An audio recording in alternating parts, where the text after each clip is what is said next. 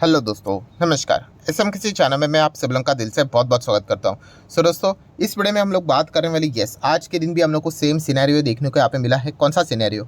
जो कि कल के दिन क्या पे था, लाल रंग, मतलब अच्छी खासी गिरावट हम लोग को सेंसेक्स में वापस देखने को मिली। ऑलमोस्ट 1% की गिरावट देखने को मिली। एंड अगर हम लोग निफ्टी 50 की भी बात करें तो लगभग 150 पॉइंट से भी ज़्यादा की गिरावट, या फिर आप बोल सकते हो रफली 1% की गिरावट यहाँ पर भी हम लोग को देखने को मिली। एंड शुरुआत निफ्टी 50 की गिरावट के साथ ही होने के चांसेस ज़्यादा थे, क्योंकि इसका इंडिकेशन ऑलरेडी हम लोग को अमेरिकन बाजार ने यहाँ पे दे ही दिया था। अमेरिकन बाजार, अभी पिछला वीडियो आप लोगों ने देखा ही होगा कि कैसे अमेरिकन बाजार में एकदम ज़बरदस्त गिरावट हम लोग को टॉप लेवल से देखने को मिली। लगभग 350 पॉइंट के आसपास अमेरिकन बाजार फटाफट हम लोग को गिरते हुए देखने को यहाँ पे मिला था।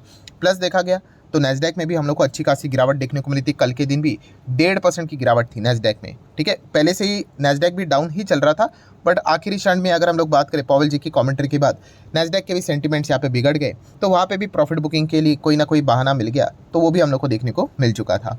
देन अगर हम लोग बात करें तो आप सभी लोगों को पता है, ये तो सारी चीज़ें हमारे बाजार के ओपनिंग के लिए इंपॉर्टेंट होती है कि हमारा बाजार कैसे खुलेगा करके, उसका एक अंदाज़ा अनुमान हमें दे देता है।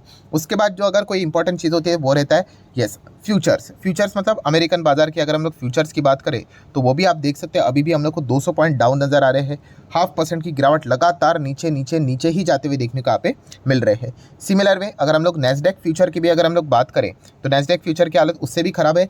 1.25% की गिरावट हम लोग को नैस्डैक फ्यूचर में देखने को मिल रही है। मतलब लगातार गिरावट फ्यूचर्स में हम लोग को होते हुए देखने को मिले, जो कि अमेरिकन बाजार में मतलब आज के दिन की अगर हम लोग बात करें तो हरे निशान में रहना मतलब बहुत ही चैलेंजिंग यहाँ पे अमेरिकन बाजार के लिए आज के दिन भी यहाँ पे रहने वाला है।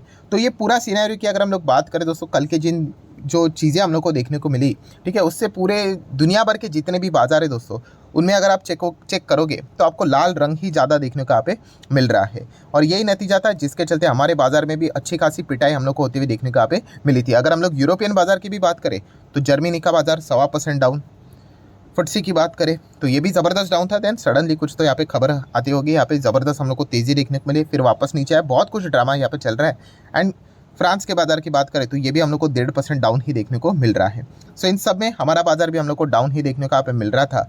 ठीक है, तो हम लोग यहाँ पे कह सकते हैं कि जो एफएमसी का जो ये इवेंट हुआ, ठीक है, पहला वीडियो आप लोगों ने देखा होगा कि जो बातें उन्होंने बोली है कि रेट हाइक आने वाले नेक्स्ट 2 बैठक में से एक इसमें हो सकता है, एंड वो भी लास्ट होगा, उसके भी चांसेस यहाँ पे कम है।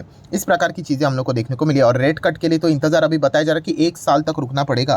मतलब अभी तक के जो डेटा के हिसाब से चीज़ें चल रही है, अगर इस प्रकार के आउटकम सामने आएंगे तो बाजार तो खुश थोड़ी ना होगा।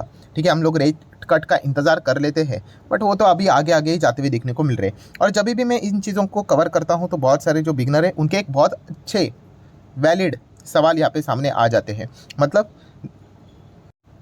कि यही मतलब बोला जाता है कि अमेरिकन बाज़ार मतलब ऐसा क्या है कि अमेरिकन बाज़ार क्यों यहाँ पे मतलब वो आगे बढ़ता है तो दुनिया भर के बाज़ार ऊपर नीचे होते, वो नीचे जाते हैं तो हम भी नीचे जाते दुनिया भर की, तो मतलब ऐसा क्यों?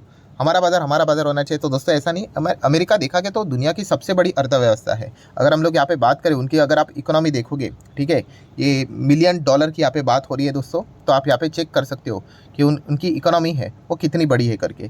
ठीक है, तो आप इसको यहाँ पे गिन लेना कि कितने हम लोगों को चीज़ें देखने को यहाँ पे मिल रही है करके। ठीक है, तो आप एक अंदाज़ा लगा सकते हो कि ये जो फिगर है, नॉर्मली अगर मैं काउंट भी कर लूँ तो 26 करोड़ के आसपास है। 26 करोड़ 85 लाख के आसपास हम लोग को ये फिगर कुछ ऐसा रफली देखने को यहाँ पे मिल रहा है। एक सेकंड में वापस काउंट कर, 26 नहीं, 2-2.5 करोड़ के आसपास देखने को मिल रहा है। ठीक है, देन उसके बाद चाइना का देखिए, ठीक है, इकोनॉमी की बात कर तो 1.93 करोड़ के आसपास देखने को यहाँ पे मिल रहा है। ठीक है, देन अगर हम लोग बात करें जापान देखिए 44 लाख, जर्मनी 43 लाख और हम 37 लाख। ठीक है, तो इसलिए अगर आप देखोगे तो अगर हम बाकी को तो छोड़ ही देते, ठीक है, अभी हम अगर देखेंगे हम कितने 37 लाख पे है। सो 43 लाख बीट कर सकते हैं हम लोग, जर्मनी को डेफिनेटली कर सकते हैं, आराम से कर लेंगे, 2-3 साल की बात है, हो जाएगा। देन देखा गया तो जापान भी ज़्यादा दूर नहीं है, 44 लाख, तो इसको भी हम लोग यहाँ पे बीट कर लेंगे। ठीक है, तो तीसरे नंबर पे तो हम लोग यहाँ पे इजीली आने वाले हैं, 27 तक आ जाएंगे, 28 तक आ जाएंगे, वरना 30 तक तो आ ही जाएंगे। ठीक है, क्योंकि इनमें कोई खास अभी तक परफॉर्मेंस यहाँ पे बचा नहीं है। सो हमारी इकोनॉमी ग्रोइंग है तो चल जाएगा। बट बाद में अगर आप देखोगे यहाँ पे असली चैलेंज स्टार्ट होने वाला है। मतलब चाइना की बात करें तो कितना है, 1.93। ठीक है, एंड अगर हम लोग अमेरिका की बात करें तो आप देख सकते हो 2.68। ठीक है, करोड़ की यहाँ पे बात हो रही है। इतना बड़ा मतलब हम लोग को उनकी अर्थव्यवस्था देखने को यहाँ पे मिल जाती है। सो जितनी बड़ी जिनकी इकोनॉमी होती है तो वही से सबसे ज़्यादा मनी फ्लो हम लोग को आते जाते हुए देखने को यहाँ पे मिल जाता है। तो यही मेजर रीज़न है दोस्तों कि अगर यहाँ पे मान लीजिए अगर कोई दूसरा देश अगर नंबर 1 पे अगर आ जाता है तो उसके बाजार को ज़्यादा यहाँ पे प्रेफरेंस दिया जाएगा। इस प्रकार की चीज़ें हम लोग को देखने को यहाँ पे मिल जाती है। ठीक है, तो ये पॉइंट भी हम लोग को पता है यहाँ पे होना चाहिए। सो जो ये बिगनर्स वाला जो ये सवाल था तो इसको एक छोटा सा रफली मैंने जवाब के फॉर्म में ये सारी चीज़ें यहाँ पे बता दी है। देन दोस्तों अगर हम लोग बात करेंगे हमारे बाजार के हार्ट की, अगर हम लोग बात करें, ठीक है, तो फिलहाल हमारा निफ्टी के हार्ट की बात करें तो आपको पता ही है बैंक निफ्टी जिस डायरेक्शन में जाएगा उस हिसाब से यूजुअली निफ्टी भी हम लोग को देखने को मिल जाता है। एंड बैंक निफ्टी का हार्ट क्या है तो HDFC बैंक। तो HDFC बैंक का हार्ट मतलब देखा गया तो ये जो हार्ट है थोड़ा बहुत हम लोग को डिस्टर्ब होते हुए देखने को यहाँ पे मिल रहा है। ठीक है, तो ये चीज़ें हम लोग को कुछ देखने को यहाँ पे मिल रही है। सो ये डिस्टर्ब होता है तो bank Nifty disturb, then financial services disturb, तो अल्टीमेटली निफ्टी 50 भी डिस्टर्ब। ये एक नॉर्मल सा गणित है जो कि हम लोग इसके पहले भी यहाँ पे देख चुके हैं। एंड अभी HDFC बैंक का तो महत्व अभी कुछ ज़्यादा ही बढ़ चुका है क्योंकि इसका निफ्टी में वेटेज इंडिविजुअल बेसिस के हिसाब से भी ज़्यादा है एंड ऊपर से तो वो बैंक निफ्टी को भी प्रभावित करता है। तो HDFC बैंक में कुछ भी अगर ऐसी 19-20 वाली खबर आ जाती जो कि कल के दिन हम लोगों ने इसके ऊपर सारी चीज़ों को कवर किया था तो उसके बाद तो यहाँ पे इंडेक्स लेवल पे भी हम लोग को गिरावट देखने को यहाँ पे मिल जाती है जो कि अभी भी हम लोग यहाँ पे विटनेस कर रहे हैं। देन अगर देखा गया तो दोस्तों आप सभी लोगों को पता है इंडिया एंड कनाडा उससे रिलेटेड भी इश्यूज़ यहाँ पे अभी भी जारी है। बहुत सारे अलग अलग पॉलिटिकल लेवल पे खबरें यहाँ पे आती रह रही है। अगर वो पॉलिटिकल ही रहेंगे अच्छी बात है, अच्छी बात मतलब ठीक है चल जाएगा। बट अगर देखा गया इसको अगर उन्होंने बिजनेस पॉइंट ऑफ व्यू से अगर इन चीज़ों को इन्वॉल्व करना स्टार्ट कर दिया तो फिर डेफिनेटली इनमें दोनों का ही नुकसान यहाँ पे होने वाला है। तो ये भी एक अनसर्टेनिटी वाला मुद्दा है। ठीक है, तो इसको भी आप लोगों ने ज़रूर रडार के ऊपर यहाँ पे रखना चाहिए। बेसिकली देखा गया ना बाजार में नेगेटिविटी छाना बहुत ही सिंपल यहाँ पे हो जाता है। मतलब ऊपर जाने के लिए कितनी मेहनत लगी और नीचे आने के लिए कुछ चंद दिन भी यहाँ पे काफ़ी होते हैं। तो ये चीज़ें हम लोग को बाजार में देखने को मिल जाती है। देन FIs एक्टिविटीज़ की अगर हम लोग बात करें तो ये तो पहले से FIs बेच रहे हैं बट अभी FIs का कॉन्फिडेंस बढ़ चुका है कि दबा कर माल बेच रहे हैं। क्या आप देख सकते हो कि गिरावट हम लोग को कल के दिन देखने को यहाँ पे मिली थी। ठीक है, 3000 करोड़ के आसपास नेट बिकवाली उन्होंने यहाँ पे की है और आज के दिन भी ऑलमोस्ट इक्विवेलेंटली उतनी मतलब बिकवाली उन्होंने यहाँ पे की है।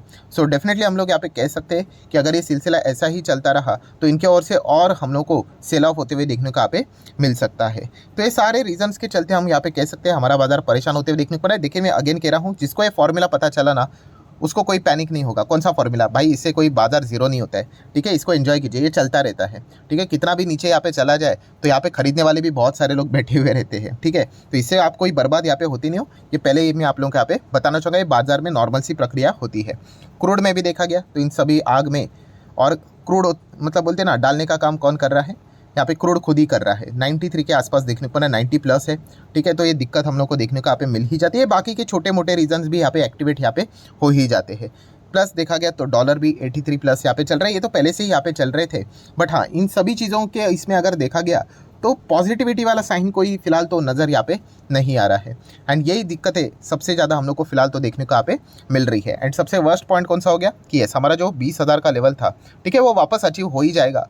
ठीक है, आज नहीं तो कल परसों नरसों कभी तो हो ही जाएगा। बट यस उसके नीचे जब भी बाजार अभी देखने को मिल रहा है थोड़े से बेयर्स वालों का कॉन्फिडेंस बढ़ चुका है। ठीक है, शॉर्ट करने में बहुत ही ईजी मतलब देखा गया तो डराना बहुत ईजी होता है। जैसे मैंने इसके पहले भी आपको कहा था कि अगर आप 10 अच्छी खबरें लेकर आओ, 100 अच्छी खबरें लेकर आओ, फिर भी बाजार ऊपर जाएगा कि नहीं उसकी गारंटी नहीं है। बट अगर आप 1-2 नेगेटिव खबर लेकर आओ इनफ है, मोर देन इनफ है बाजार को में पैनिक फैलाने के लिए, उसको नीचे लाने के लिए।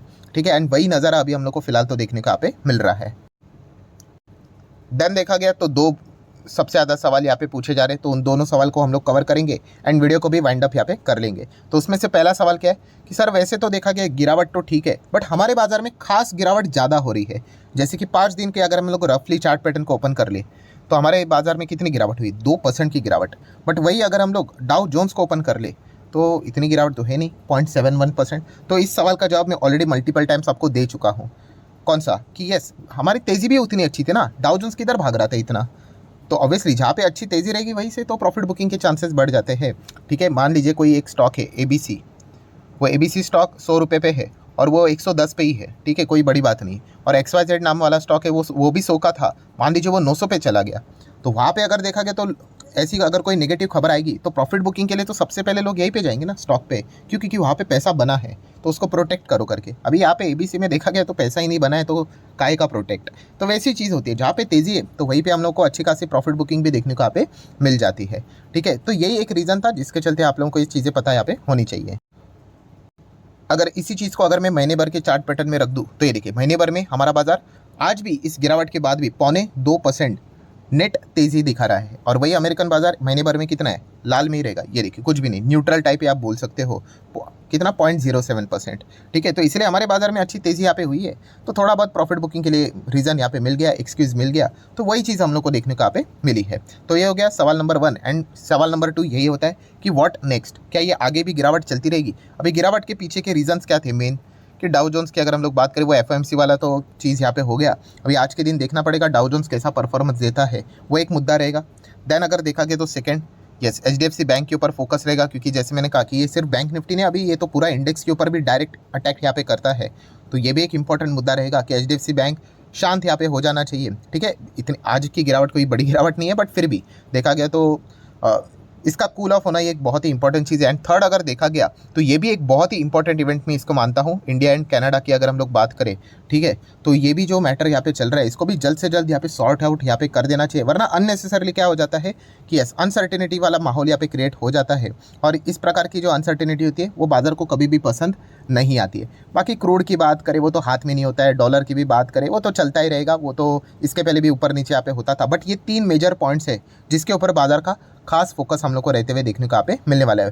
सो आशा करता हूँ दोस्तों जितने भी इंपॉर्टेंट पॉइंट्स थे सारे यहाँ पे कवर कर लिए। वीडियो अच्छा लगे तो चाहो तो इसको लाइक एंड शेयर कर सकते हो। एंड डिमेट अकाउंट अगर आपने अभी तक ओपन नहीं किया है तो लिंक नीचे डिस्क्रिप्शन में 25 वीडियो की लिस्ट आपको बिल्कुल फ्री ऑफ कॉस्ट मिल जाएगी। आपका नाम, कौन सा अकाउंट आपने लिंक के थ्रू ओपन किया है, प्रॉपर्ली कमेंट में मेंशन कर देना। तो हफ्ते भर के अंदर अंदर सारे लेक्चर्स मेरी साइड से फ्री ऑफ कॉस्ट प्रोवाइड कर दिए जाएंगे, ताकि आप शेयर बाजार को आसान भाषा से सीख सको। So that's it, thank you very much दोस्तों, we will be meeting our next video. तब तक के लिए बाय बाय।